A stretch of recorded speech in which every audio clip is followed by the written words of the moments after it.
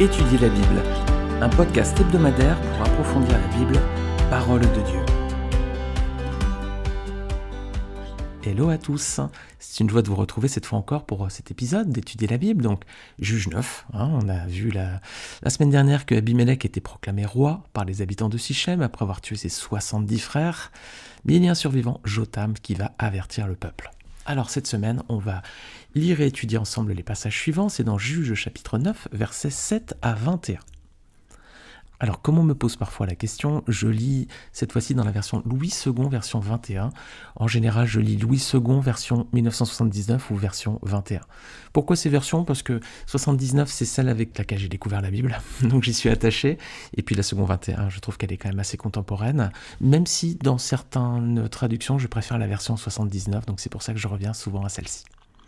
Mais aujourd'hui, je vais lire donc dans Juge 9, dans la version Louis II, 21. Alors, versets donc 7 à 21. Jotham fut informé de la situation.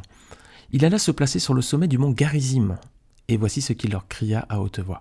« Écoutez-moi, habitants de Sichem, et que Dieu vous écoute. » Les arbres partirent pour sacrer un roi et le mettre à leur tête. Ils dirent à l'olivier, « Règne sur nous. » Mais l'olivier leur répondit, « Comment pourrais-je renoncer à mon huile, qui me vaut l'estime de Dieu et des hommes, pour aller m'agiter au-dessus des arbres ?» Les arbres dirent alors au figuier, « Viens-toi régner sur nous. » Mais le figuier leur répondit, « Comment pourrais-je renoncer à ma douceur et à mon excellent fruit pour aller m'agiter au-dessus des arbres ?» Les arbres dirent à la vigne, « Viens-toi régner sur nous. » Mais la vigne leur répondit, « Comment pourrais-je renoncer à mon vin, qui réjouit Dieu et les hommes, pour aller m'agiter au-dessus des arbres ?» Alors tous les arbres dirent au buisson de ronces, « Viens-toi régner sur nous. » Et le buisson de ronces répondit aux arbres, « Si vous voulez vraiment me sacrer roi et me mettre à votre tête, veuillez vous réfugier sous mon ombrage. Sinon, un feu sortira du buisson de ronces et dévorera les cèdres du Liban. » Maintenant, est-ce avec fidélité et intégrité que vous avez agi en proclamant Abimelech roi ? Avez-vous agi avec bienveillance pour Jérubal et sa famille ? L'avez-vous traité conformément au service qu'il a rendu ? En effet, mon père a combattu pour vous, il a risqué sa vie et vous êtes délivré de l'oppression de Madian. Et vous vous êtes attaqué à sa famille.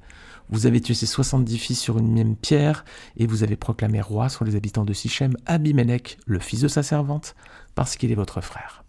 Si c'est avec fidélité et intégrité que vous avez aujourd'hui agi envers Jérubal et sa famille, eh bien qu'Abimelech fasse votre joie, et que vous fassiez aussi la sienne. Sinon, qu'un feu sorte d'Abimelech et dévore les habitants de Sichem et de Milo, et qu'un feu sorte des habitants de Sichem et de Milo et dévore Abimelech. Jotham se retira et prit la fuite. Il s'en alla à Ber, où il s'installa, loin de son frère Abimelech. Donc rappelez-vous, en versets 1 à 6, on avait étudié le personnage d'Abimelech et sa méthode pour être intronisé roi de Sichem. Si l'on considère les ministères de Moïse, de Josué ou des précédents juges, Othniel, Éhud, Gédéon, etc., qui appelle les personnes à exercer une autorité sur le peuple ? C'est Dieu lui-même. Pour regarder avec Moïse, c'est Exode 3, versets 1 à 10. Josué, c'est Josué chapitre 1, versets 1 à 5. Othniel, c'est Juge 3, versets 9 à 10. Éhud, c'est Juge 3, verset 15. Gédéon, c'est Juge 6, versets 1 à 14. Allez, je vais lire comme référence Juge 3, versets 9 à 10. C'est à propos d'Othniel. Les Israélites crièrent à l'Éternel, et l'Éternel fit surgir pour eux un libérateur qui les délivra.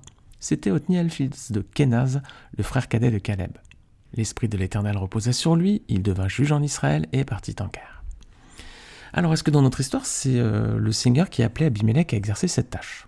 Non, c'est même pas le peuple qui a fait la demande d'ailleurs. Le peuple lui disait rien, il était tranquille. Du temps de Gédéon, par contre, au chapitre 8, rappelez-vous, on avait vu que le peuple demandait à Gédéon de dominer sur eux. Juge 8, versets 22-23. Les Israélites dirent à Gédéon, « Domine sur nous, toi, puis ton fils et tes descendants, car tu nous as délivrés de l'oppression de Madian. » Gédéon leur dit, « Je ne dominerai pas sur vous, et mes descendants non plus, c'est l'Éternel qui dominera sur vous. » Dans le cas d'Abimelech, c'est lui tout seul qui a voulu prendre le rôle de leader, et par contre il a fait en sorte que cela vienne du peuple. Vous pourrez relire donc les versets Juge 9, versets 1 à 6. Alors les amis, est-ce qu'il y avait besoin d'un chef pour dominer sur le peuple à ce moment-là ? Non. Pourquoi ? Parce que depuis la mort de Gédéon, il y a 40 ans, le peuple était en paix. Il n'y avait pas besoin d'un leader pour conduire le peuple. Juge 8, 28. Les Madianites furent humiliés devant les Israélites et ne relevèrent plus la tête. Le pays fut en paix pendant 40 ans, c'est-à-dire durant la vie de Gédéon. Donc c'est une période de stabilité, il n'y avait pas besoin d'un leader, il n'y avait pas besoin d'un chef sur le peuple, tout allait bien en Israël à ce moment-là. Donc à cette période, Dieu n'appelle personne pour prendre le leadership parce que tout va bien. Alors qu'est-ce qui a pu motiver Abimelech si c'est pas Dieu qui l'appelle? Alors on peut faire que des suppositions ici, on peut imaginer que c'est peut-être sa soif de pouvoir ou de domination peut-être. Et puis il se pense peut-être légitime, hein, parce qu'il vient de la famille d'un grand leader, Gédéon, hein, et Gédéon lui avait proposé le titre, on lui avait même dit qu'il faut que ce soit toi et puis tes descendants après toi qui règnent sur nous, et Gédéon avait dit non, celui qui régnera sur vous c'est l'Éternel. Alors, est-ce qu'il veut prendre finalement le poste qu'a refusé son père? Est-ce qu'il va avoir la gloire qui revenait à son père du coup on ne sait pas, hein, c'est que reste que des suppositions, en tout cas son désir n'est pas bon, ça c'est sûr, vu la façon dont cette histoire est menée. Alors la semaine dernière, on avait aussi regardé ses 2 premières décisions en tant que leader. Tout d'abord, il forme un groupe autour de lui. Hein. Alors pas avec des personnes recommandables, hein. C'était un groupe de vauriens, hein, Juge 9, verset 4. C'est des personnes qui servaient en fait à le protéger, hein, puis à appuyer son pouvoir qui avait été pris par force. Donc première chose, il s'entoure de personnes qui ne sont pas très recommandables. Et deuxièmement, il se débarrasse de ses propres frères. Alors, il va tuer ses 70 frères. Pourquoi ? Par jalousie, par peur de perdre l'autorité qu'il venait d'acquérir, peut-être. Hein. En tout cas, il va mettre à l'écart tous ceux qui pourraient le gêner ou lui prendre son pouvoir. Hein. Et ça, c'est ce que font en général tous les despotes et les dictateurs. Hein. Dès qu'ils arrivent au pouvoir, la première chose qu'ils font, c'est hop là, tous les contradicteurs et tous ceux qui pourraient s'opposer, c'est la prison ou ils sont fusillés, quoi. Alors, est-ce que tout le monde va se taire ? Oui, mais non. Parce qu'il va y avoir un homme qui va se lever. C'est le fils dernier de Gédéon, c'est le survivant, hein, celui qui a survécu à toute cette barbarie, c'est Jotham. Hein, tous les frères d'Abimelech ont été mis à mort, sauf lui. Hein, il avait eu le temps de se cacher. Alors il va réapparaître, il va avertir le peuple du danger qui le guette. On va regarder à présent ce texte dans le détail. Donc verset 7. Comment est-ce que Jotham fait pour attirer l'attention du peuple ? Il va se placer en haut d'une montagne, le mont Garizim. Alors est-ce que vous savez quel autre événement important a eu lieu sur cette montagne ? Alors si vous êtes un habitué de ce podcast, rappelez-vous, on l'avait vu lorsqu'on avait étudié Josué chapitre 8, c'est là que Josué et le peuple ont prononcé la bénédiction et la malédiction. Josué 8, versets 30 à 35. Pourquoi ils avaient fait cela ? C'est ce qu'avait ordonné Moïse au peuple de faire. C'était dans Deutéronome 11, versets 29 à 32, et dans Deutéronome 27, versets 11 à 26. Et je vais lire les 3 premiers versets de cette partie, Deutéronome 27, versets 11 à 13. Le même jour, Moïse donna cet ordre au peuple. Lorsque vous aurez passé le Jourdain, Siméon, Lévi, Juda, Isaacar, Joseph et Benjamin se tiendront sur le mont Garizim pour bénir le peuple, tandis que Ruben, Gad, Aser, Zabulon, Dan et Nephtali se tiendront sur le mont Ébal pour prononcer la malédiction. Alors c'est aussi cette montagne, Garizim, qui est mentionnée par la Samaritaine lorsqu'elle s'est entretenue avec Jésus. Vous vous rappelez, la semaine dernière aussi, on avait vu l'histoire de Jésus avec la Samaritaine sur le puits de Jacob. On va regarder Jean 4, versets 19 à 20. « Seigneur, lui dit la femme, je vois que tu es prophète. Nos ancêtres ont adoré sur cette montagne, Garizim. Et vous dites, vous, que l'endroit où il faut adorer est à Jérusalem. » Alors, cette montagne, elle était vraiment adorée par le peuple de Samarie, par les Samaritains. Et bien Jotham, il va se placer au sommet de cette montagne. Et comment il fait pour interpeller le peuple ? Il leur cria à haute voix, nous dit le texte. Et les amis, dans certaines situations, il n'est pas toujours facile de se faire entendre. Alors parfois, il faut élever la voix et parler fort pour réveiller tout le monde. Ça vous est peut-être certainement déjà arrivé, parfois du mal à se faire entendre. Hop, on veut réveiller un peu les gens, donc hop, il cria à haute voix. On va voir si ça va les réveiller, mais bon, vous avez entendu le texte, vous savez bien ce qui va se passer. Alors, quel va être le style de son discours ? C'est assez original, Il va leur raconter une parabole. Alors, pourquoi c'est assez original ? Parce que des paraboles, il y en a plein dans la Bible. Mais un auteur chrétien fait remarquer que c'est la première parabole qui est mentionnée dans la Bible. C'est la première. Après, il y en aura d'autres. Dans le Nouveau Testament, bien sûr, Jésus en fait beaucoup. Et cet auteur donc mentionne que c'est la première parabole qui est relatée dans la Bible. Et il a raison, visiblement, parce que je n'en vois pas d'autres non plus avant. Alors, verset à 15, sa fable, elle va raconter une histoire avec des arbres dans une forêt qui cherchent un roi pour dominer sur eux. Alors, cette histoire, elle commence par une formule un peu étonnante. Regardez bien le verset 8. Pourquoi elle est étonnante ? Regardez, les arbres partirent pour sacrer un roi et le mettre à leur tête. Les arbres partirent. C'est ça qui est étonnant. Est-ce que les arbres peuvent se déplacer, les amis ? À part dans les chroniques de Narnia, on n'en voit pas beaucoup, Donc les arbres ne peuvent pas se déplacer, donc ça démontre peut-être le côté un peu contre-nature de la demande du peuple d'avoir un chef qui domine sur eux.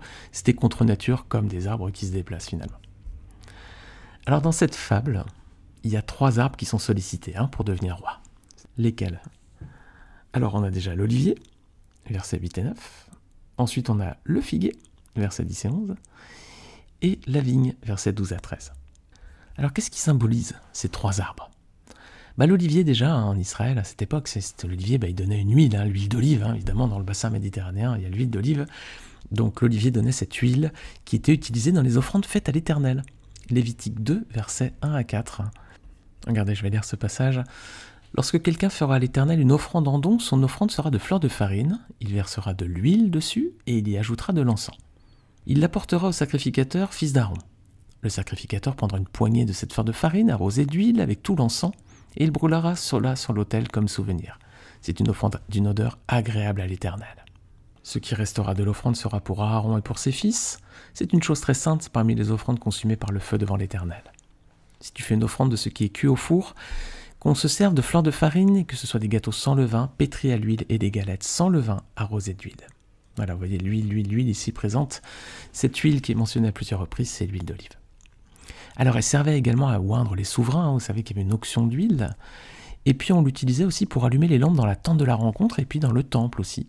Regardez Exode 27, versets 20 à 21. Tu ordonneras aux Israélites de t'apporter, pour le chandelier, de l'huile pure d'olive concassée, afin d'entretenir constamment les lampes. C'est dans la tente de la rencontre, devant le voile qui cache le témoignage, qu'Aaron et ses fils la prépareront pour que les lampes brûlent du soir au matin en présence de l'Éternel. C'est une prescription perpétuelle pour les Israélites au fil des générations. Donc on a ici un olivier qui donne un beau fruit, c'est l'huile d'olive donc qui servait pour les offrandes faites à l'Éternel, qui servait à l'onction pour les souverains et qui servait aussi pour les lampes dans la tente de la rencontre et dans le temple. Alors ensuite on a le figuier. Alors le figuier, donc ça donne ce fruit sucré que vous connaissez, qui est très commun dans le bassin méditerranéen aussi, dans l'alimentation, et notamment en Israël à cette époque. Alors le figuier, lui, c'est un arbre de plus grande taille, entre 5 à 8 mètres à peu près, donc il donnait aussi de l'ombre pour se protéger de la chaleur, et il fait chaud en Israël l'été. Et puis enfin, on a la vigne qui donne le vin. Alors nous dit le texte qui réjouit Dieu. Comment Dieu s'enivre? Pas tout à fait. Il réjouit Dieu, pourquoi? Parce qu'on l'utilisait comme offrande. Et cette offrande était d'une odeur agréable à l'Éternel. Regardez Nombre 15, versets 9 à 10. Tu présenteras en offrande avec le veau 6 litres et demi de fleurs de farine, pétries dans 2 litres d'huile, et tu feras une offrande de 2 litres de vin. C'est un sacrifice passé par le feu, dont l'odeur est agréable à l'Éternel. Alors il y a d'autres références où il y a des offrandes faites à partir de vin. Donc vous voyez, ce qui réjouit Dieu, c'est pas l'ivresse du vin, c'est qu'il y a des sacrifices qui sont faits pour lui et qui lui sont d'une odeur agréable. Alors ce vin, il réjouit aussi les hommes, notamment lors des fêtes, des banquets, des festins de noces. Voilà, vous avez certainement vu des moments où les hommes se réunissent, ils boivent un peu de vin, après ils sont un petit peu gais là. Les amis, le premier miracle de Jésus, il est lié au vin, et c'est ce qui se passe dans Jean chapitre 2, versets 1 à 11, les noces de Cana. Voilà, vous pouvez relire ce texte, vous verrez que le premier miracle que fait Jésus, il donne du vin aux hommes. Alors la Bible, elle associe aussi la vigne et le figuier, parfois ensemble, comme une image de la paix et de la prospérité en Israël. 1 Roi chapitre 5, verset 5. Juda et Israël, depuis Dan jusqu'à Beersheba, habitèrent en sécurité, chacun au milieu de ses vignes et de ses figuiers, durant tout le règne de Salomon. Voilà, c'est la vigne et le figuier en Israël, c'est un symbole de paix, on est heureux, on est chez soi et on est en paix, tout va bien. Cette image, elle est aussi appliquée pour le royaume de Dieu à venir. Regardez Michée chapitre 4, verset 4. Si cette image de figuier et de vigne vous parle, vous imaginez un beau terrain là en Israël avec une vigne et un figuier, cette image s'applique aussi pour le royaume de Dieu. Regardez. Michée 4, verset 4. Ils habiteront chacun au milieu de ses vignes et de ses figuiers, et il n'y aura personne pour les troubler, car la bouche de l'Éternel, le maître de l'univers, a parlé. On a envie d'être à cette époque, d'être à ce moment-là déjà. Eh bien, prions pour cela. Maranatha, viens bientôt, Seigneur Jésus. Mais en attendant, prions aussi que le Seigneur tarde peut-être encore un peu pour sauver les hommes qui n'ont pas encore compris que le Seigneur Jésus était venu mourir pour leurs péchés, qu'il était venu pour les sauver, qu'à présent la réconciliation avec Dieu est possible, cela passe par la croix, le sacrifice de Jésus, que nos prières se tournent vers ceux qui n'ont pas encore compris cela pour qu'ils fassent aussi la paix avec Dieu par Jésus-Christ. Alors, quel est le point commun, les amis, entre ces 3 arbres? Ils produisent tous du fruit. Alors c'est un fruit qui est au profit du peuple, que ce soit dans sa vie quotidienne ou dans sa relation avec Dieu. Donc ils produisent du fruit. Et, autre point commun, ils se voient tous offrir le rôle de roi, mais ils refusent tous. Voilà. En fait, ils préfèrent rester à leur place. C'est là où Dieu les a placés, c'est là où ils sont une bénédiction pour les autres. Donc ils refusent le poste, et puis ils font tous la même remarque. Autre point commun, c'est de dire, Je ne veux pas m'agiter au-dessus des arbres. Voilà. Un petit peu, c'est l'image finalement de l'orgueil, d'exubérance de ceux qui parfois dominent sur le peuple. Ils s'agitent là, ils s'agitent. Voilà. Et eux ils disent, moi je veux pas m'agiter au-dessus des arbres. Donc chacun d'entre eux est un arbre qui produit du fruit au profit des autres. Ils se voient tous offrir leur rôle de roi et ils refusent, ils préfèrent rester à leur place, là où ils sont utiles, là où Dieu les a placés. Et puis ils font tous la même remarque, ils ne veulent pas s'agiter. Alors, qu'est-ce qu'ils vont faire ces arbres-là, les arbres de la forêt? Donc ils n'ont personne pour être roi là. Olivier, figuier et vigne ont refusé. Ils vont se tourner vers un autre arbre, verset 14. Ils vont se tourner vers le buisson de ronces. Alors, est-ce que ce buisson de ronces, les amis, était un arbre noble, comme les 3 précédents? Bon, il n'y a pas besoin d'être un spécialiste, c'est non. D'ailleurs, si vous connaissez bien la Bible, il était plutôt synonyme de malédiction. Genèse 3, 18. Qu'est-ce qui se passe? C'est que une fois que Adam et Ève ont chuté, maintenant Adam il va devoir sortir sa nourriture de la terre, et cette nourriture va sortir dans des ronces, dans des épines. Voilà, Genèse 3, 18. Il y a aussi une autre image qui est liée à la malédiction, c'est dans Hébreux 6, 8, si vous voulez regarder cette référence. Alors cet arbre, ce buisson de ronces, c'est une plante de petite taille, vous savez les ronces, c'est petit, ça ne monte pas très haut. Donc c'est une plante de petite taille qui ne portait pas de fruits, les ronces ne portent pas de fruits, il n'y a rien. Ça donnait pas d'ombre, c'est trop petit. Et ça servait en fait que pour allumer le feu finalement. Voilà, en Israël, on allumait le feu avec des ronces et puis des excréments secs des animaux souvent. Alors ce buisson de ronces, verset 15, qu'est-ce qu'il répond quand on lui demande? Il accepte lui. Il accepte. Et alors il propose même de venir se reposer sous son ombre. Le problème c'est que de l'ombre il n'en donne pas à lui. Et effectivement les amis, il n'y aura pas de sécurité sous le règne d'Abimélec. On va le voir dans la suite du chapitre, dans les prochains épisodes.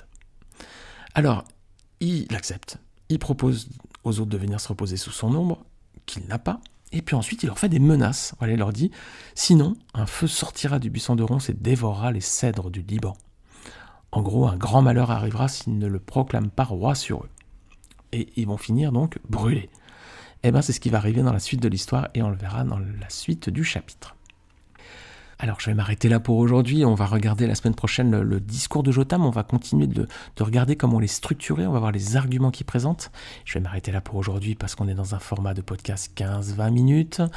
Donc j'espère que cette première étape vous aura donné envie de découvrir la suite. Donc lisez vous-même le texte de Juge 9, prolongez cette lecture, prolongez cette méditation. Et puis la semaine prochaine, donc on verra la suite, comment Jotham articule son discours, comment aussi ce discours va être une prophétie finalement sur ce qui va arriver.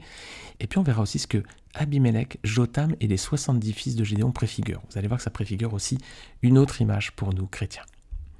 Les amis, je vous souhaite une bonne semaine, que le Seigneur vous bénisse. Si vous pensez que ces épisodes sont intéressants, n'hésitez pas à les partager à vos frères et sœurs autour de vous ou à d'autres personnes qui ont parfois un petit peu de mal à approcher la parole de Dieu. Donc peut-être que ces podcasts peuvent être une façon plus simple d'aborder la Bible, qui n'est pas un livre compliqué du tout, quand on prend le temps, comme on le fait au travers de ces études, de sonder le texte biblique. Vous voyez qu'on trouve toujours beaucoup de leçons pour nous. Merci beaucoup les amis, que Dieu vous bénisse et je vous dis à la semaine prochaine. Salut!